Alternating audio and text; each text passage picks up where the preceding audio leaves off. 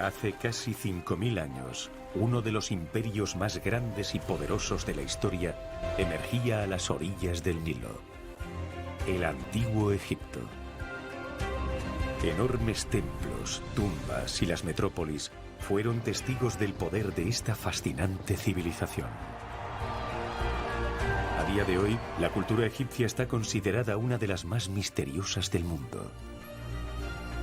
Investigadores de todo el mundo estudian a los faraones y todo lo que les rodea.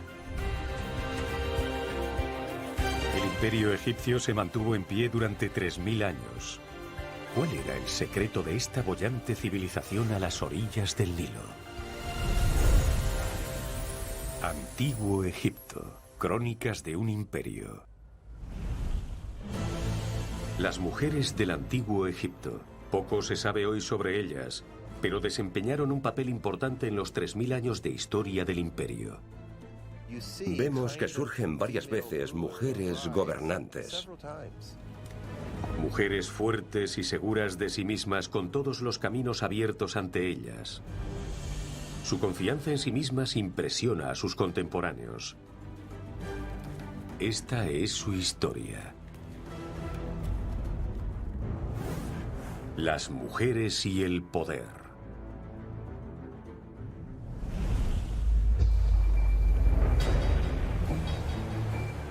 Muchos ven en el Antiguo Egipto la historia del éxito de hombres poderosos.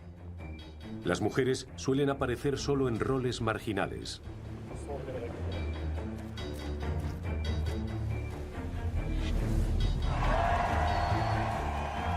Sin embargo, una de las figuras más famosas del Antiguo Egipto no es un hombre, sino una mujer: Cleopatra.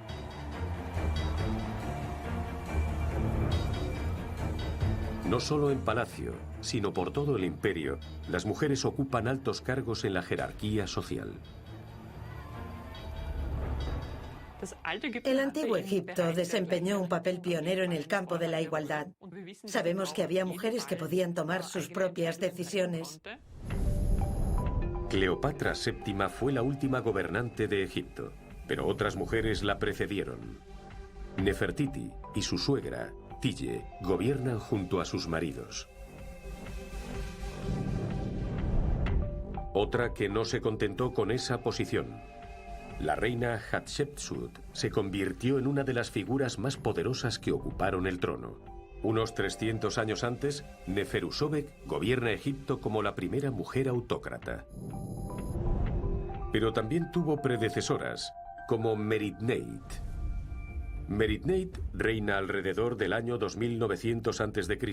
Cuando su marido fallece, debe hacerse cargo de la regencia de su hijo menor de edad. Al hacerlo, le asegura el trono faraónico. Su hijo debe de estarle muy agradecido por ello, porque le construye una tumba magnífica cerca de las de los otros gobernantes de esa época en Abidos. En cuanto a las mujeres en general, Meritneit es una de las primeras damas del Antiguo Egipto que gobiernan el país.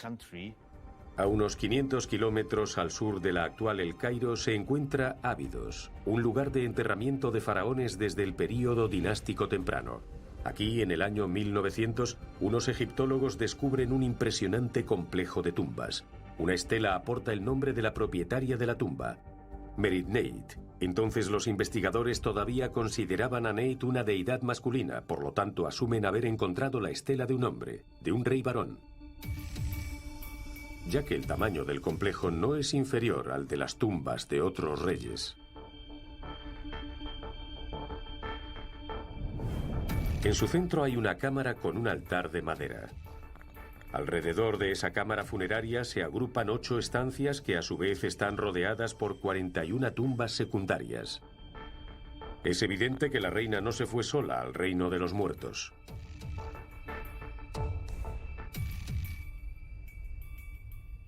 En la primera dinastía, en Abidos, tenemos tumbas reales, pero lo más extraño es que a su alrededor encontramos numerosas tumbas secundarias, de hombres, mujeres y en algunos casos animales. Y parece que todos ellos fueron sacrificados para ir con el rey al más allá, como si se llevara a su corte consigo. Es algo que solo ocurrió durante la primera dinastía. El imperio antiguo comienza con la tercera dinastía. También se conoce como la era de la pirámide. Muchos la consideran la era más grandiosa de la historia del antiguo Egipto. La administración continúa desarrollándose y se convierte en un modelo para los estados de todo el mundo. Sus escultores y arquitectos refinan su peculiar estilo artístico. Es la época de Khenkaus I, una reina que parece casi olvidada.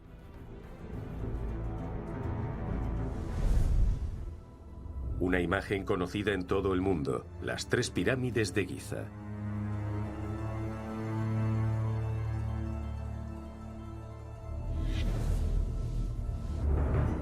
A un tiro de piedra se encuentra la llamada cuarta pirámide de Giza. Es la tumba de Khenkaus I, una reina sobre la que incluso los antiguos egipcios contaban muchas leyendas. Pero el relieve que hay frente a su tumba no es una leyenda. Muestra a Khenkaus con el tocado Nemes y una barba ceremonial, el emblema de un rey. Entonces, ¿gobernó Egipto como reina? En la tumba de Khenkaus hay un texto. Es una tumba piramidal, una tumba enorme. Y se llama a sí misma Madre de 2 reyes del Alto y Bajo Egipto. Pero también puede leerse como Madre del Rey del Alto y Bajo Egipto y Reina del Alto y Bajo Egipto.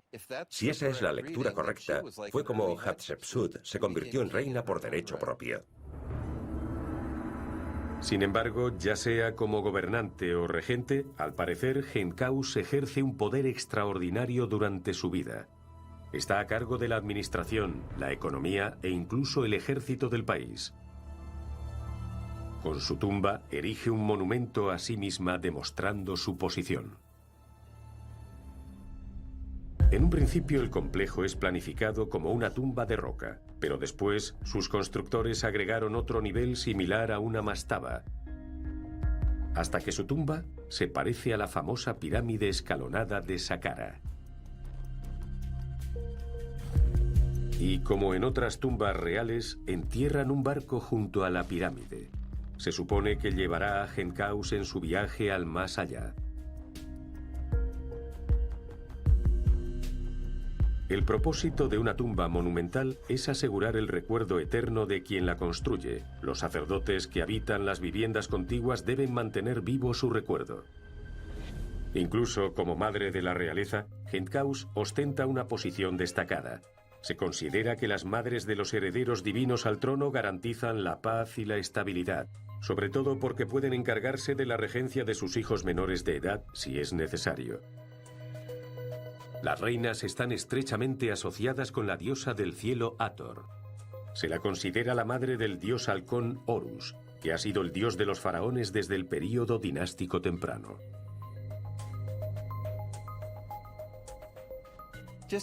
Así como el rey era la encarnación de Horus, la reina, especialmente la reina madre si tenía un hijo que iba a ser rey, era la encarnación de Hathor, la diosa madre. Su nombre significa literalmente el lugar o la mansión de Horus. Si ella es el lugar de Horus y alberga a un posible nuevo Horus, incluso el potencial de concebir a un nuevo Horus, y Horus muere sin que haya otro heredero legítimo al trono, debido a que es el lugar de Horus, puede asumir el poder. Las estatuas de madres reales muestran su potencial. Algunas están claramente inspiradas en la diosa Hathor. En su regazo sostienen a los futuros herederos del trono. Como siervas de Hathor, las mujeres conquistan otro bastión masculino, el sacerdocio. Desde la quinta dinastía en adelante, el número de sacerdotisas de Hathor aumenta significativamente. Una de ellas es Hetepet. Lleva los honoros títulos de sacerdotisa de Hathor, la cercana al rey y la que posee tierras. En 2017 se redescubre su cámara funeraria.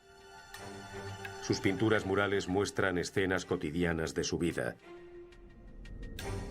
Representada a un tamaño superior al natural, Etepet aparece sobre un asiento elegante y recibe valiosos presentes. Ese tipo de representación a un tamaño superior era una declaración clara. Solía estar reservada a los hombres de la élite que podían permitirse construir y decorar una tumba. Como obviamente todo eso era muy costoso, era una demostración clara de poder y estatus dirigida también a los demás sacerdotes. Poco a poco, Hathor se fusiona con Isis, la diosa del nacimiento y el renacimiento. Isis va asumiendo cada vez más funciones de Hathor, incluso su posición como madre de Horus. Isis se convierte en la deidad más famosa del antiguo Egipto e incluso más allá de sus fronteras. Más adelante será adorada por todo el Imperio Romano. Isis es una diosa con muchas facetas y atrajo a muchas personas porque no solo la consideraban responsable de este mundo, sino también del más allá. Su culto se popularizó en todos los estratos de la sociedad romana. En lugares tan lejanos como la capital de la provincia romana de Maguncia, Alemania, los creyentes erigieron santuarios a la diosa. Aquí se practicó un rito especial durante algún tiempo. Grababan deseos y maldiciones en tablillas de plomo. Su lectura es fascinante, es maravillosa. En una de ellas se pide que alguien muera poco a poco. Al final debían morir mientras todos miraban. Es algo bastante brutal. También creaban muñecos, como se hace en el vudú, con agujas clavadas en la cabeza y en el cuerpo. Pero Isis es más popular por su faceta positiva. Como solícita madre de Dios, se convierte en un icono, una representación que también adoptará el cristianismo como María, la Madre de Dios, con el niño Jesús en brazos. Además de Isis, una de las diosas más importantes es Maat. Como diosa de la justicia y del orden, es la guía espiritual de todos los faraones. Otras deidades se encargan de ámbitos considerados masculinos, como la diosa de la guerra, Sekhmet, o Seshat, la diosa de la escritura y la contabilidad. Ya en el Imperio Antiguo las mujeres ascienden en la jerarquía estatal. Como madre del rey o como sacerdotisa pertenecen a la élite influyente. Pero las mujeres también pueden ascender de otras formas.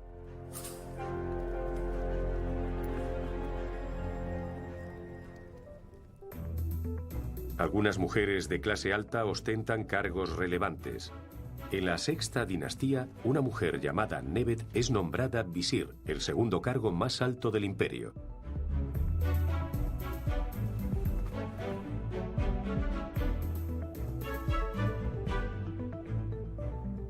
Casi al mismo tiempo aparece la primera doctora conocida de la historia, Peseshet. Uno de sus títulos es jefa de las médicas. Probablemente enseña en la escuela médica de Sais, donde las mujeres se forman principalmente en ginecología.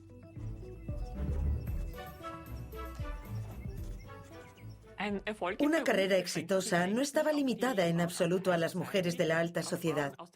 Las de clases más bajas también podían progresar en su carrera. En aquella época era común que las mujeres de la élite tuvieran un personal de sirvientes exclusivamente femenino. Esas mujeres administraban las propiedades de sus empleadoras como tesoreras o supervisoras. Al historiador griego Heródoto, la sociedad egipcia le parece extraña. En Egipto, las mujeres van al mercado y comercian, mientras que los hombres se quedan en casa tejiendo, anota en sus historias.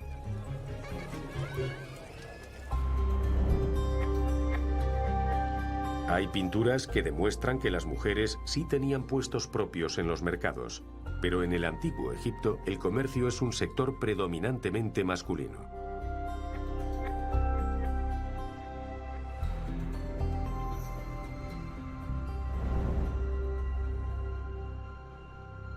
Sin embargo, un buen número de ocupaciones que durante mucho tiempo se consideraron típicamente masculinas también son practicadas por mujeres.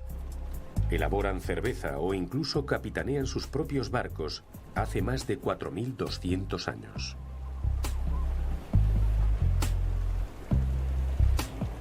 Hacia el año 2200 a.C., el Imperio Antiguo termina sumido en el caos. Al menos eso es lo que Heródoto relata casi 2000 años después. Nuestra información no es de primera mano. Como en el caso de la historia de Nitocris. Cuando su padre, el faraón, es asesinado, Nitocris invita a los culpables a un banquete en un salón subterráneo construido para la ocasión. Hace que el agua de un río llene el salón y ahoga a los asesinos. Para evitar ser castigada, Nitocris se suicida lanzándose al fuego.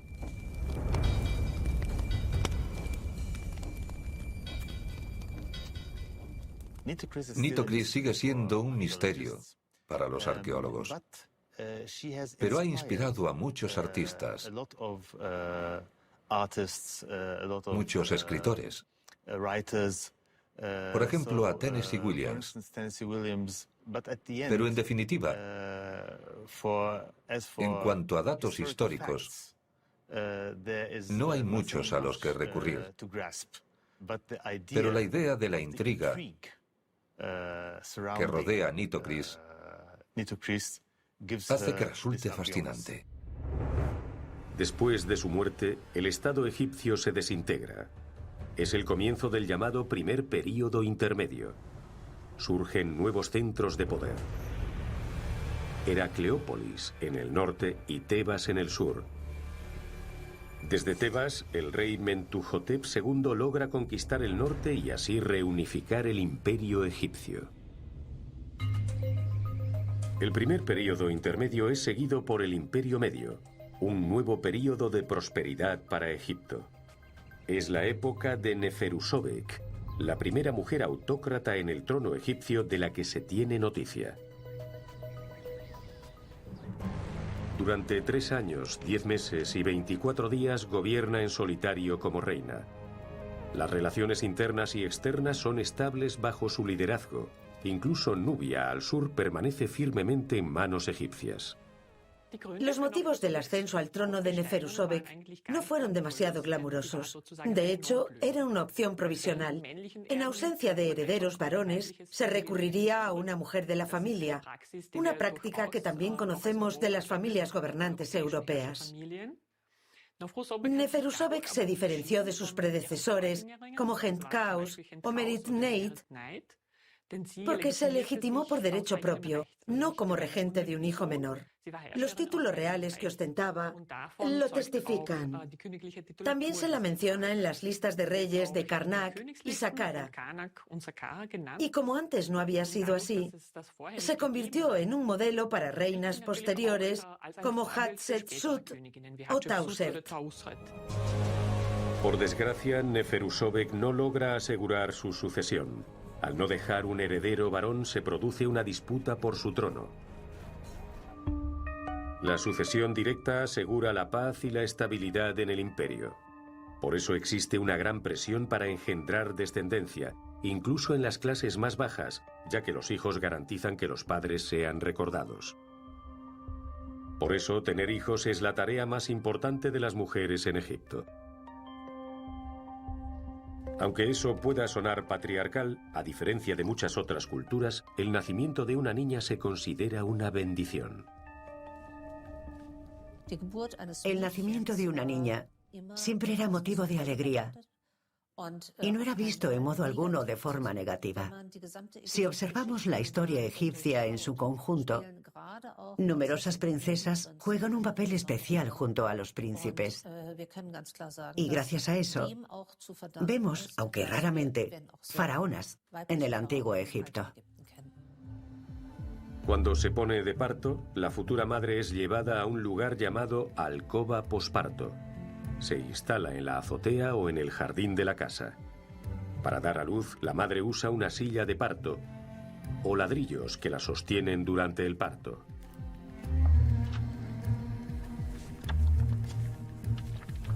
La parturienta se encomienda a Mesgenet, la diosa de la maternidad. Los hombres deben esperar fuera. Traer hijos al mundo es un asunto entre mujeres. El día del nacimiento, sus amigos y familiares acuden con regalos. Tras el nacimiento, es la madre quien se ocupa principalmente del bebé. Para poder moverse, lo envuelve en un portabebés. Cuando crece, la madre lo lleva sobre una cadera.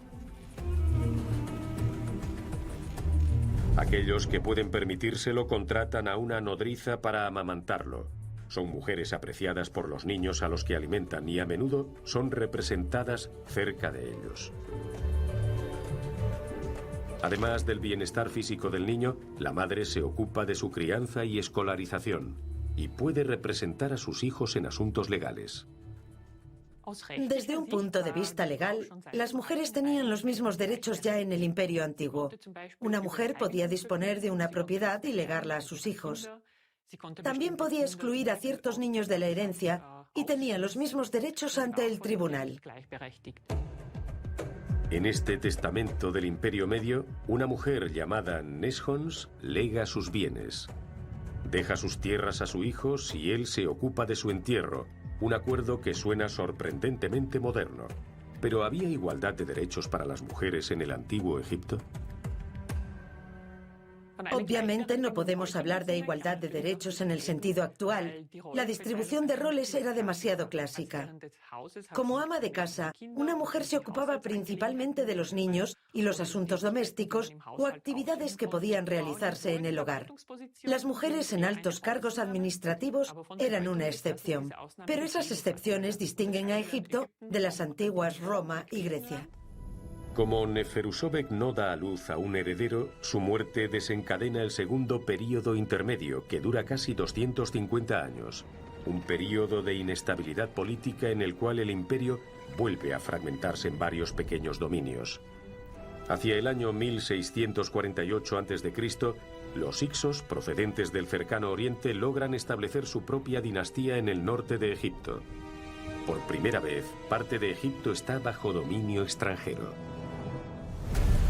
Con la conquista del norte por los Hicsos, el concepto de gobierno experimenta una verdadera crisis. Una de las tareas más importantes del faraón es derrotar a sus enemigos, pero como todavía es un niño, su madre debe mantener el orden en su lugar. La reina Ahotep I toma el mando, incluido el del ejército. En su tumba se encuentran hachas y dagas ceremoniales e incluso el llamado oro de honor, una antigua condecoración egipcia que solo se otorga a personas con un mérito excepcional. Ahotep reina al final del segundo período intermedio. Las luchas políticas y los desórdenes sacuden el país. En el norte, después de unos 100 años, todavía gobiernan los Hicsos. En este momento difícil, Ahotep demuestra un verdadero liderazgo. Durante muchos años mantiene a raya a los Hicsos hasta que su hijo, Ahmose, alcanza la edad necesaria para acceder al trono. Podemos considerar a Ahotep la unificadora de Egipto. Llega en un momento muy difícil. Su marido, Seqenenra, muere luchando contra los Hicsos. Y ella tiene que convertirse en gobernante en lugar de su hijo Ahmose.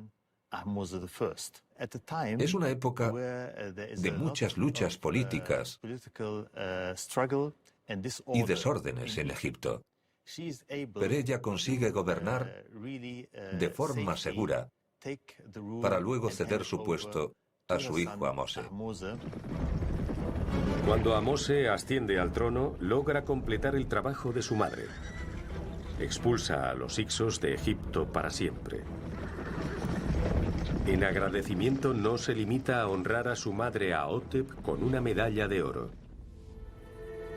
En una piedra conmemorativa que ha erigido en el 8º pilono de Karnak, alaba su importancia para Egipto.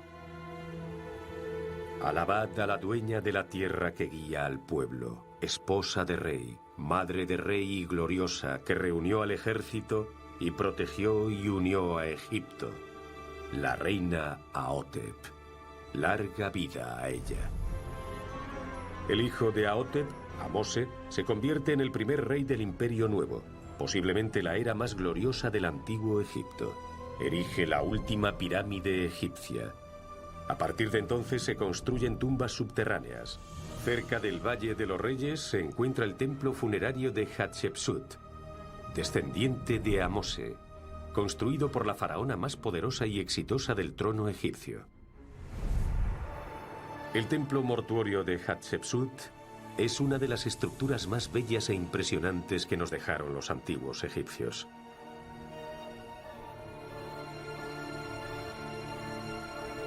El ascenso de Hatshepsut comienza cuando se casa con su medio hermano, Tutmosis II. Tras su temprana muerte, todo parece seguir el cauce natural. Dado que Tutmosis III, el heredero al trono, aún es demasiado joven para gobernar, Hatshepsut asume la regencia. Pero entonces decide dar un paso más. Se proclama oficialmente reina y gobierna junto a Tutmosis III, limitando así el poder del joven faraón. Hatshepsut no deja nada al azar para fundamentar su pretensión de gobernar. Decide dar un paso inusual. Aunque sigue usando epítetos femeninos como hija de Ra o dama de las dos tierras, se hace retratar cada vez más como un hombre, incluso con una barba ceremonial real.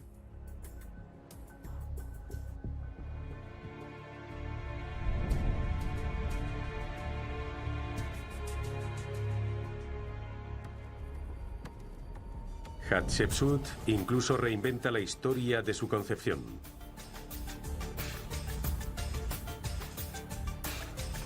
En un relieve de su templo mortuorio, su versión aparece tallada en piedra. Según ella, el dios Sol Amón se unió a su madre para concebirla.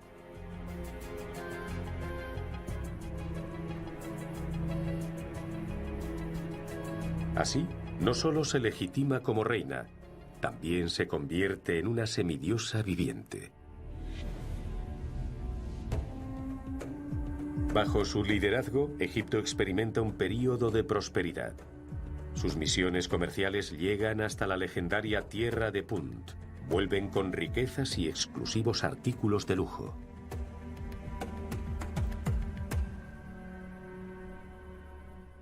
Suele decirse que el lujo es el padre o la madre de la invención. Ese tipo de comercio jugó un papel en la forma en que las pirámides construyeron Egipto al extender las raíces hasta Punt para obtener incienso y mirra, tal como hizo Hatshepsut. Fue un gran incentivo para construir grandes barcos. Todo eso aumentó la infraestructura de Egipto, ya que ahora disponían de embarcaciones marítimas y no solo barcazas de transporte por el Nilo. El comercio es crucial para la riqueza y el poder de Egipto. Al abrir nuevos mercados, Hatshepsut impulsa la economía del país, la base de un imperio estable. Tras unos 21 años de reinado, Hatshepsut fallece y es enterrada solemnemente en el Valle de los Reyes.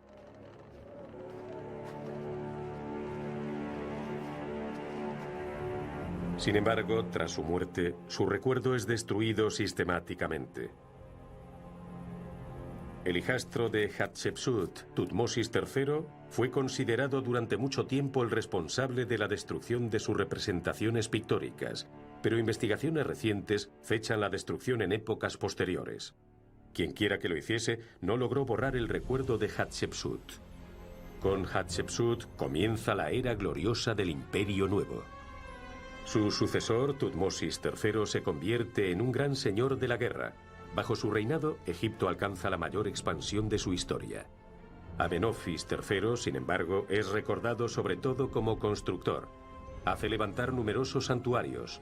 Los colosos de Memnon, cerca del templo de Hatshepsut, forman parte de su templo mortuorio. Y junto a él se encuentra una mujer poderosa, su gran esposa real, Tiye. Su conexión especial se aprecia en esta estatua colosal. Ambos están representados del mismo tamaño. El mensaje es claro. Esta mujer no es una subordinada, es una socia. Oficialmente, Tille es simplemente la esposa de Amenofis. Sin embargo, a todos los efectos prácticos es su cogobernante. Juntos determinan el destino del imperio del Nilo. Cuando Amenofis III se declara dios, Tille aparece como homóloga femenina a su lado. Tille es una de las reinas importantes del Imperio Nuevo. Lo deducimos por la frecuencia de su aparición en efigie, desde grandes estatuas hasta pequeñas joyas. Ninguna reina anterior es representada con tanta frecuencia como ella. Y se levanta un templo dedicado expresamente a ella, otro honor que no fue otorgado a ninguna reina anterior. Las grandes tumbas de sus funcionarios son construidas cerca y, obviamente, disponen de recursos para hacerlo. Estos recursos fueron suministrados por la reina. También aparece en la correspondencia diplomática de la época. Algunos gobernantes extranjeros que escriben a la corte real en Amarna recurren a la reina como testigo de ciertos eventos. Por lo tanto, debió tener un conocimiento adecuado de los acontecimientos políticos de su tiempo. Tille y Amenofis tienen al menos 6 hijos juntos, incluido Akenatón, que pasa a la historia egipcia como el rey hereje. Su esposa, Nefertiti, alcanzaría una fama aún mayor. Su busto impecable la convierte en un icono.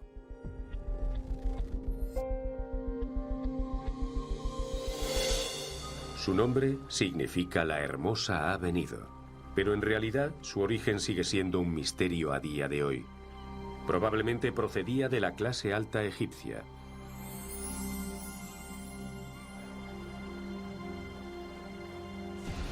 Tras su acceso al poder, Akenatón reestructura radicalmente el imperio egipcio. Arrebata el poder a los influyentes sacerdotes del dios imperial Amón. El nuevo dios único es Satón, el disco solar.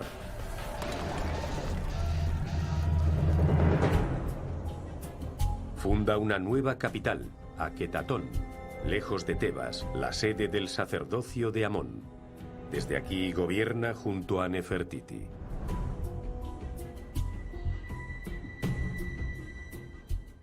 Al igual que su predecesora, la reina Tille, Nefertiti aparece regularmente junto a su marido. Akenatón y Nefertiti parecen casi inseparables. Además, al igual que la reina Tille, Nefertiti se muestra en escenas inusuales para las reinas, por ejemplo, matando a enemigos. Mientras que el rey mata a los enemigos, Nefertiti aparece matando a las enemigas. Y por último, porta una corona que solo usa ella. Ninguna reina antes y ninguna reina después de ella aparece representada con esta corona. En Karnak vemos otro detalle revelador, en un templo donde los relieves de los pilares muestran a la reina ofreciendo sacrificios al dios Atón sin su marido. También es una novedad que la reina pueda aparecer sola durante los ritos. Juntos, la pareja revoluciona el arte. La llamada estela de Amarna muestra a la familia real en un entorno privado por primera vez. Se hacen representar como una especie de sagrada familia. Un diseño contrario a la representación grupal tradicional de los dioses egipcios. Al mismo tiempo, estas imágenes los retratan como accesibles y profundamente humanos. Es un estilo que todavía resulta sorprendentemente moderno.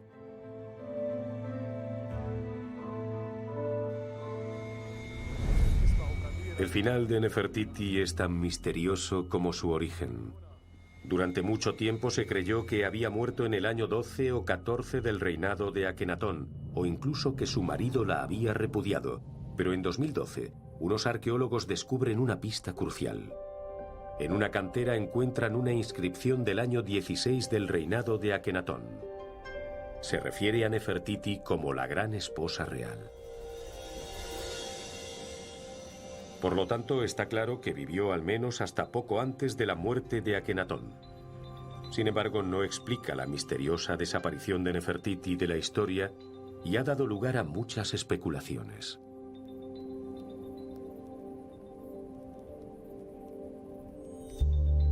Se ha asumido que continuó gobernando de forma independiente como el faraón Semenechkara tras la muerte de Akenatón, ya que algunas imágenes la muestran con la corona de un faraón.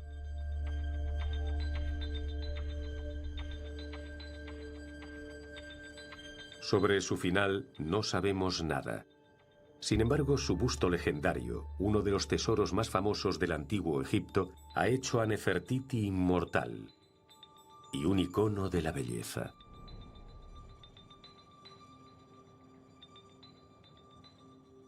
La belleza era muy importante en el antiguo Egipto, pero no solo importaba el aspecto. Una apariencia cuidada aportaba orden al estado natural de una persona, así que era importante tanto para las mujeres como para los hombres. Uno de los rasgos cosméticos más famosos es el delineador de ojos típico de los antiguos egipcios. Además de como maquillaje, tiene un propósito muy práctico. El compuesto de plomo utilizado para el kohl protege los ojos de infecciones. Las pelucas son otro accesorio popular. Incluso tienen una función erótica, como nos cuentan algunos textos. Para excitar a su hombre, la mujer egipcia no recurre a la lencería fina, sino a una peluca.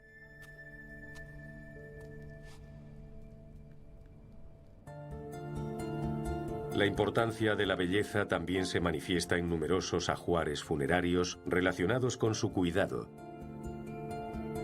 como vasijas de ungüento, frascos de perfume, peines o valiosos espejos.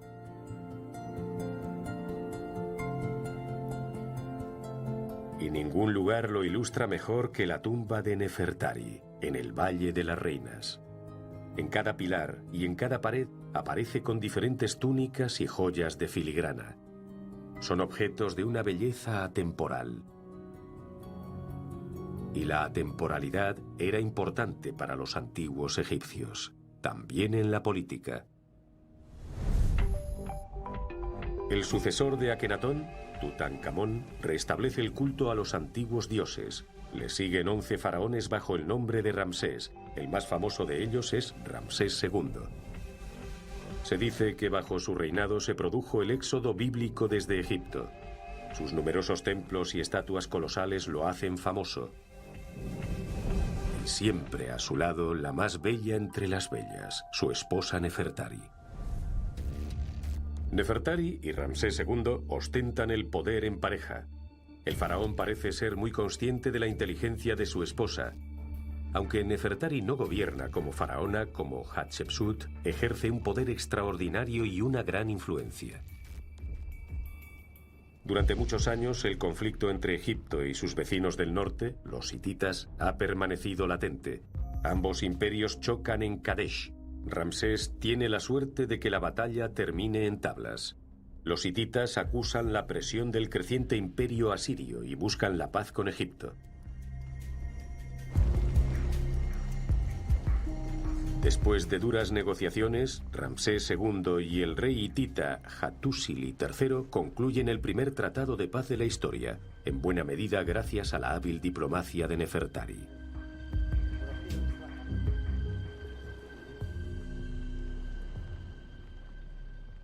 Además de hermosa, Nefertari debió de ser una mujer muy inteligente. Y tenemos pruebas claras de que participó en las negociaciones del Tratado de Paz con los hititas, ya que mantuvo correspondencia con la reina hitita Puduepa. Así que Nefertari desempeñó un papel crucial en la firma del primer Tratado de Paz de la historia. En el edificio de las Naciones Unidas en Nueva York hay colgada una copia. Saber leer y escribir jeroglíficos está lejos de ser una habilidad común en el antiguo Egipto. Solo unos pocos egipcios dominan ese arte. En su tumba, Nefertari se hace representar con una tablilla de escritura ante Thoth, el dios de los escribas y la ciencia. El mensaje es inequívoco. Es una escriba.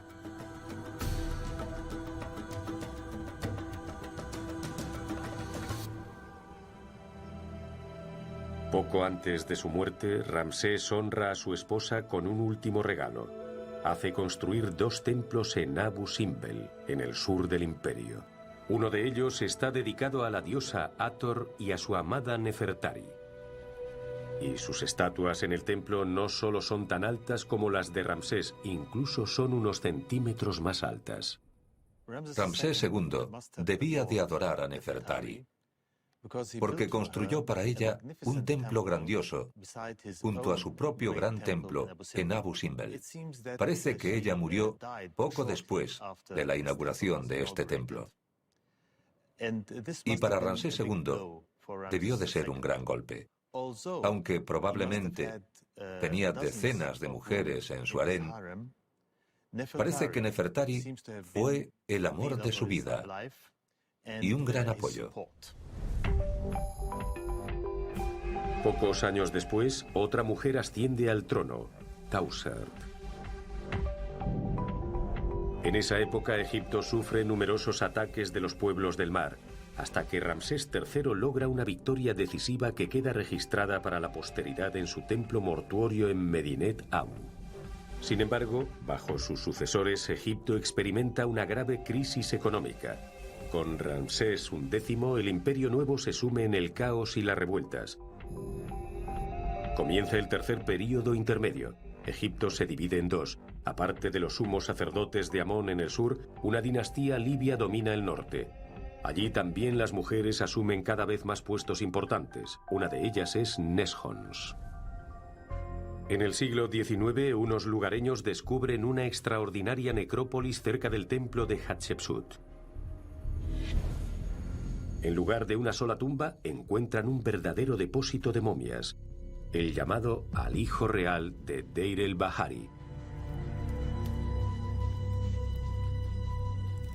Alberga más de 40 sarcófagos para protegerlos de los ladrones de tumbas. Las momias de Hatshepsut, Tutmosis III y Ramsés II fueron traídas aquí. Y la momia de una tal Neshons. ¿Quién es esta desconocida enterrada entre la realeza? Como desvela una estela, Neshons ostentaba títulos generalmente reservados a hombres. Virreina de Kush, supervisora de los extranjeros y sacerdotisa de Hnum. Todo ello debió convertirla en una de las mujeres más poderosas de su tiempo. La gran calidad de sus ajuares funerarios no resulta sorprendente. Vasos canopos de calcita, un libro de los muertos finamente escrito y usheptis vidriados. Que podía permitírselos lo confirma un decreto que fue colocado en su tumba, una especie de recibo del antiguo Egipto.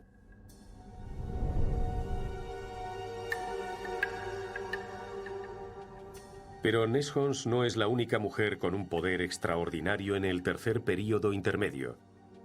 Con la transición al período tardío, un grupo de sacerdotisas asciende hasta la realeza, las esposas de Amón.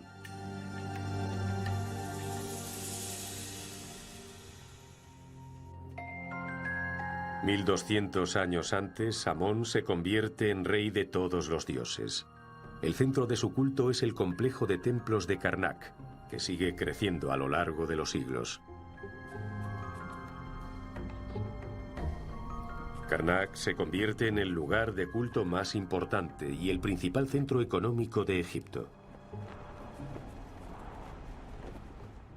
Karnak era como el Vaticano del antiguo Egipto. Es el centro sagrado. Después del Imperio Nuevo y en el período tardío, el sumo sacerdote de Amón se vuelve casi igual que el faraón. Y luego realmente igual que el faraón. Y por último se muestra a una escala mayor que el propio faraón. Vemos un interesante desarrollo por el cual los dioses se vuelven más poderosos y el faraón menos. Sin embargo, el próspero centro religioso de Karnak ya no está bajo el control de un hombre. En la tumba de Pavasa, el principal administrador financiero de Karnak, las pinturas y las inscripciones muestran que aquí mandó una mujer durante el período tardío. Como esposa de Amón, es la sirvienta suprema del rey de los dioses y por lo tanto administra las riquezas de Karnak. Las esposas de Amón son sacerdotisas. Se las considera esposas del dios supremo. Su tarea es cuidar de las necesidades terrenales de Amón. Según una antigua creencia egipcia, desciende a menudo del cielo al templo. Si todo lo que ve es de su agrado, protegerá la tierra. Durante la dinastía 25, bajo el gobierno de los reyes nubios, las esposas de Amón jugaron un papel crucial. En su mayoría eran hijas de esos reyes y alcanzaron un gran prestigio, especialmente en el imperio tebano.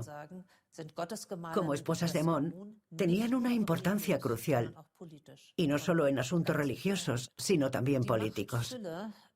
Su poder era realmente asombroso y puede equipararse al de los líderes religiosos modernos.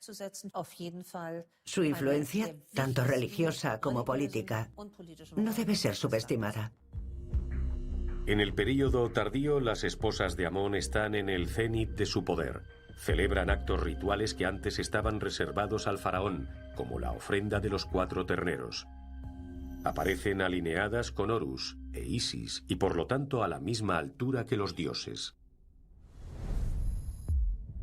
En el período tardío, tras una sucesión de gobernantes libios, nubios y asirios, los egipcios recuperan el trono del faraón. Sin embargo, la llamada restauración egipcia será breve.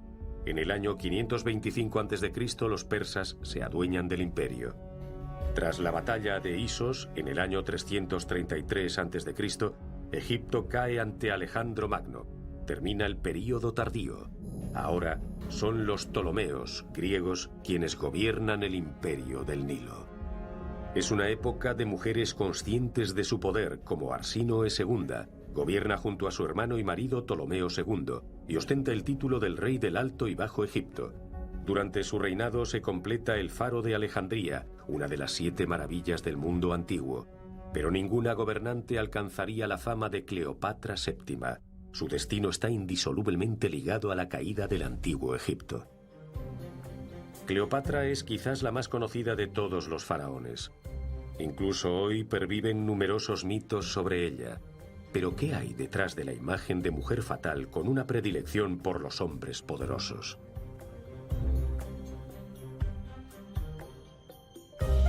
De niña, Cleopatra disfruta de una educación acorde con su estatus. Se convierte en la favorita de su padre, quien la nombra su sucesora para disgusto de su hermano menor, Ptolomeo. Tras la muerte de su padre, asciende al trono con su hermano. Pero Ptolomeo quiere gobernar solo y destierra a su hermana, que tiene 22 años. Sin embargo, Cleopatra no se rinde. En medio de esta lucha por el poder, Julio César llega a Egipto. Cleopatra logra conquistar al hombre más poderoso del Imperio Romano. Y sus esfuerzos dan sus frutos. Gana la batalla por el trono. Cuando Ptolomeo XIII muere mientras huye de César, Cleopatra por fin logra su objetivo: gobernar en solitario como faraona. Los objetivos de Cleopatra estaban muy claros. Llegó al poder en un momento en el que Egipto dependía de Roma, pero quería que Egipto siguiera siendo un imperio independiente. La pregunta es, ¿cómo podría cada parte obtener el mejor resultado posible? Creo que aprovechó al máximo sus oportunidades y, al hacerlo, ayudó a Egipto a renovar por última vez su fama y su poder. En el año 44 a.C., César es asesinado en Roma. Cleopatra vuelve a estar sola y demuestra al mundo que es una gobernante capaz.